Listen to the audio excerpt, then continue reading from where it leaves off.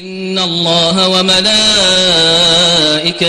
يصلون على النبي يا أيها الذين آمنوا صلوا عليه وسلموا تسليما. Certes, Allah et ses anges prient sur le prophète. Ô vous qui croyez, priez sur lui et adressez-lui vos salutations. Donc, ils disent Allah prie. Donc, ils ne comprennent pas la prière d'Allah subhanahu wa ta'ala sur le prophète sallallahu alayhi wa sallam. Dans le contexte arabe, le terme utilisé c'est yusalloun. Yusallu est dérivé de la racine salawat, de sod, lam et waw. C'est une racine trinitaire qui a plusieurs significations dans la langue arabe. La racine peut désigner l'action de louer, de glorifier quelqu'un. Est-ce que vous voyez? Donc, en arabe, quand on parle de yusalloun, il en a plusieurs dérivations, plusieurs significations, plusieurs connotations en langue arabe.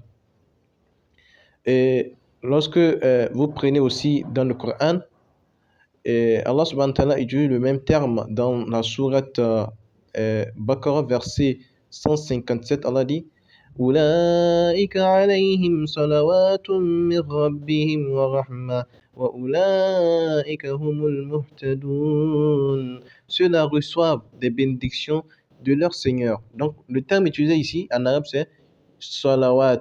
Et c'est traduit ici par bénédiction. Soit Al-Baqarah, verset 157. Et comment les grands savants eux-mêmes expliquent le terme yusalloun? Le terme yusalloun, dans le tafsir de Ibn Khasir, on nous explique cela.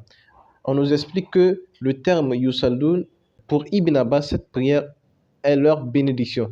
Et Sofiane, à son tour de dire, la prière de Dieu est sa miséricorde et celle des anges, la demande du pardon pour lui. Tafsir Ibn Khasir, explication de la sourate Al-Ahzab, verset 56. Donc cela signifie qu'en arabe, un seul mot peut donner plus de 10 ou plus même, plus de 10 sens.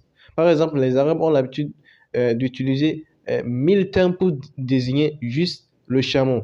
Pour juste décrire le chameau, ils utilisent 1000 termes, subhanallah. Tellement cette langue est riche. Et 60 mots pour désigner l'amour. Est-ce que vous voyez la langue arabe? Donc, dans le Coran, c'est pareil. Un seul mot peut avoir plusieurs sens. Un seul mot peut avoir plusieurs sens. Alhamdulillah, lorsqu'on rentre aussi dans le dictionnaire arabe, on va vérifier. On va taper.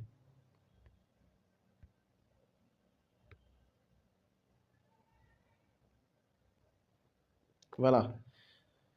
Ça donne, il a prié, supplié ou demandé. Il a accompli l'acte divinement ordonné. Mais si on part en bas, voilà, c'est clair. Oh Dieu, bénis la famille, tu vois. Allahumma salli ala ali abi awfi. Inna Allah wa malaikatahu yusalluna ala nabi. Est-ce que vous voyez? Le sens peut signifier aussi bénir. Quand on rentre aussi dans Google, voilà, si on met Allah, on va écrire Allah prie sur le prophète. Voilà, Allah prie sur le prophète. Allah prie sur le prophète. Allah yusalli ala nabi. Maintenant, on va interchanger.